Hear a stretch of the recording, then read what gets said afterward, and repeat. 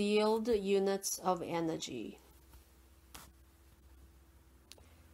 Speaking about the luminous egg in one of our conversations, Carlos stated that we all were sealed units of energy.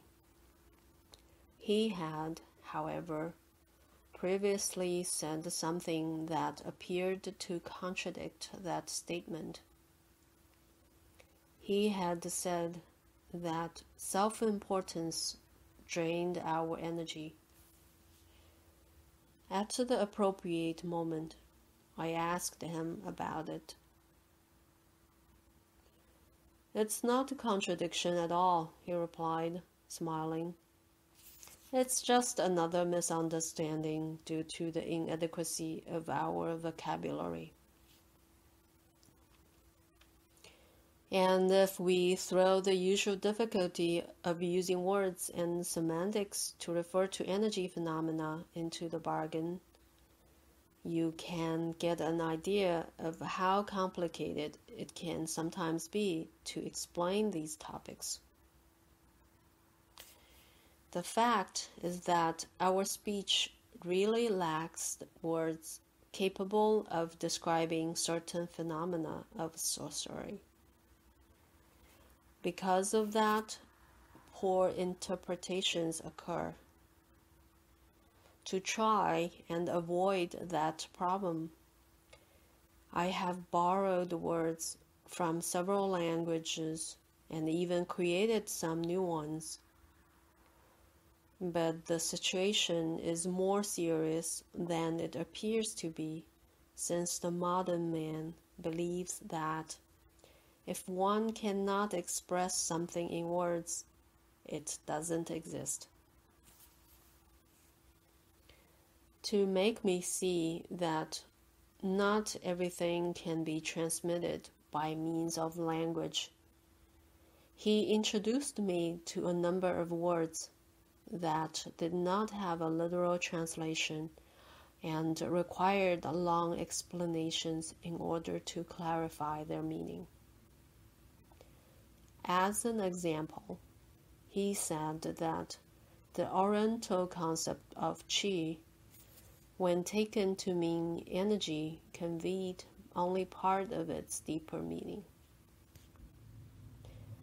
Another example he mentioned was that in the English language, there was no intrinsic difference between the Spanish words ser and estar, as both concepts were expressed by the verb to be. He added that in some northern countries, there was no equivalent for the word passion, which meant that even if people felt that emotion, they were unable to express it. He said all that to make me realize how easy it was to get lost in the labyrinth of words and their meanings, which was the source of the confusion. He went on to say that at the moment of birth, all of us received a basic bequest of energy, which amounted to the sum of the passion our parents expended during our conception. That energy was encapsulated as part of the gift of life. It is all the capital we have. It is what we are. Now, what we make or don't make of it is the individual responsibility of each one of us. The process of being alive transforms our basic energy into a byproduct, our perception, which generates experience stored as memory. Together, they produce the coveted self-awareness. The level of an individual's awareness can be measured in terms of his aptitude to be attentive to himself and to his environment. Attention is therefore the key element in the transformation and enhancement of gross energy into refined awareness. Growth of awareness is the sorcerer's goal. That is why they constantly exercise their attention. They deliberately design exercises in avoiding distraction. By doing that, they significantly increase their ability to concentrate. He remarked that he had found sculpting to be a very useful tool for cultivating attention. Through sculpting, he learned that when the internal dialogue is cancelled, one gives the best of himself to the task at hand. How can awareness be enlarged? I asked. During our lifetime, each one of us develops our basic energy in different ways. Knowing the importance of looking after it, warriors save their energy and accumulate it through acts of impeccability. Their basic energy is to them like a seed that sleeps, dreaming dreams of abundance. In those dreams, it frees its tremendous potential and transforms into a luxuriant fruit-bearing tree. By the same token, warriors know that their potential energy can likewise grow and expand beyond its limits. In theory, there is no limit to enhancement of awareness. It could keep on growing and growing, perhaps forever. To achieve this, all one needs is impeccability. That is the purpose of the sorcerer's continuous effort to be impeccable. They are fighting to become more aware. But watch out, because the energy can also be spent until nothing remains. Carlos explained that energy can be exhausted unconsciously, as it generally happens to people in the pitiless hands of the ego, who spend all their time firing off their emotions in interactions they maintain. Instead of spending their life dissipating their personal power in sterile relationships, sorcerers have discovered that it is possible to gather personal power through acts of sobriety and impeccability. They use the art of stalking to stalk themselves, not to deceive others. He said that with a touch of sarcasm, aware of my own feeble attempts in that direction. He went on. For seers, awareness has the appearance of a very bright, sticky, transparent, elastic shell, forming a cloak around the luminous egg. It is like an enveloping brilliance. Even though it should be abundant, that luminescence is almost absent in our species. That is so because awareness generated by the experience of being alive gets constantly obliterated by the quotidian, by our routines. That is the price the predatory universe charges for giving us life. As I gazed at him, hungry for more, Carlos continued, the universe charges us tax through flyers, the predatory aspect of cosmic energy. We are like chickens for them. They see us exactly as we see cattle, as a source of food. Just like we take advantage of other species, we are milked and eaten without compassion by the flies.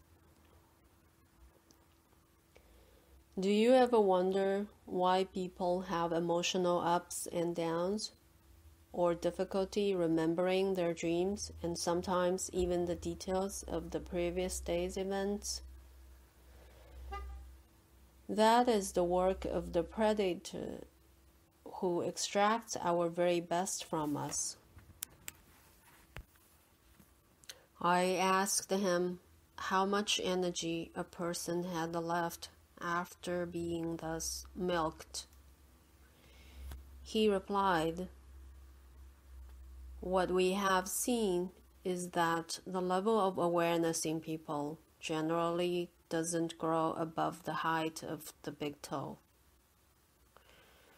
We can measure the energy level of a person by the amount of time they can keep their attention fixed. You can verify this yourself. Observe those around you, and you will see that hardly anybody manages to concentrate for any length of time. That's how fucked we are as a species. Even if someone does try to be more attentive, he can only manage to do so with difficulty, because the awareness accumulated by the process of being alive is constantly cut back by the flyers. Consequently, the sheen of awareness never gets to develop because the flyers do not let it. Our mind is actually the flyer advising us minute by minute to behave as imbeciles. That's why we spend our life wasting our energy on self-indulgence and useless outbursts of ego. Why do you think almost nobody manages to stop the internal dialogue? This shouldn't be so difficult for an aware species like ours. However, the predator that consumes us leaves us only just enough awareness to keep us alive. And how do they consume us? I asked with a lump in my throat. Imitating the constrained tone of my voice, he replied jokingly, "They eat us with a knife and fork." He laughed heartily and then added in a more serious tone, "They consume our energy whenever it is dissipated in the form of feelings and emotions." "Any type of emotion?" I asked. "Sure.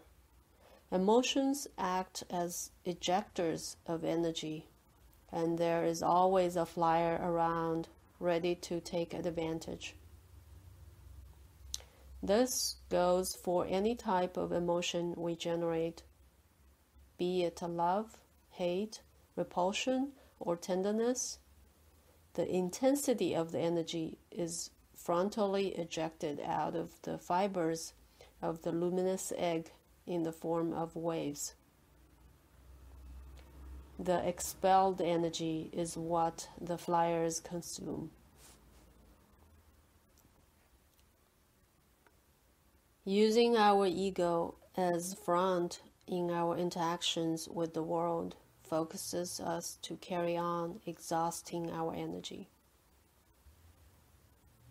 Whenever someone throws a tantrum, you can be sure that there is a flyer around to take advantage of such a waste. The same happens when strong emotions arise during sports competitions or when we go to the movies or the theater, where the feelings of fear, anxiety, love, tenderness, and so on arise within us. Those emotions, too, attract the eaters. That's why sorcerers recommend investment instead of entertainment. We are really under crossfire. The society and the way we live are designed so that we can be constantly milked. Reacting to the world, we drain our luminous mass, our precious energy of self-awareness. Generally speaking, what is left barely suffices us to maintain our day-to-day life. That is why people live as they do. They are like automatas. They get up and go to work in order to sell the best time of their life to the highest bidder in exchange for the means to go on living with the sole goal of being able to carry on working to produce more energy for the benefit of the third party. It really is a terrible vicious circle, very hard to break. In answer to my question whether it was possible for an ordinary person to realize the truth about their situation, Carlos confirmed that it was theoretically possible to reach the condition of emotional indifference towards oneself through reasoning and coming to conclusions regarding our energy priorities. In practice, however, there is no way a person embroiled within the context of luminosity deterioration can react in time. One would never find the sufficient energy. One would always be a step behind the necessary action, he pointed out. Since we are left to our own resources, we have only one option: to preserve the energy we were born with. Impeccable warriors don't need anyone to guide them, as saving energy becomes self-explanatory to those who are attempting to be more aware. Then the flyers do consume our basic energy? I inquired. I wanted to know if the flyers' predation irretrievably harmed our energy, or if we could reverse the process. He explained. In normal circumstance, the process of energy predation can definitively be reversed so that we can recover our full luminosity. That is possible because what the flyers consume is not the basic energy as such, but the energy processed and transformed into feelings and emotions. That is what gets ejected out of our energy mass when we fire our emotions off. The basic energy remains within us, like the root of the tree of life. As I have already said, that energy is sealed. We remained silent for a few minutes. My head was spinning. The implications of what Carlos was saying were astronomical. Anticipating my thoughts, he continued, "Energy is there to be used. It is like a fire whose flame, once ignited, can only be used or wasted. Impeccability means using the energy to generate more awareness. In that process, the warrior always chooses the path every step of which he enjoys, living intensely through every minute because he knows that the flame of life is not eternal. We are truly immersed in a world of mysteries, and the greatest of all pleasures is to unveil those mysteries one by one. Like when one is a child and everything is new and vibrant. That is how saved energy enables us to make increasingly longer jumps each time until we end up taking off and flying. The possibilities for those that manage to save energy are truly extraordinary, as they can get to the point where their awareness increases to levels inconceivable to the average man. It is, in fact, possible to reach total awareness this way.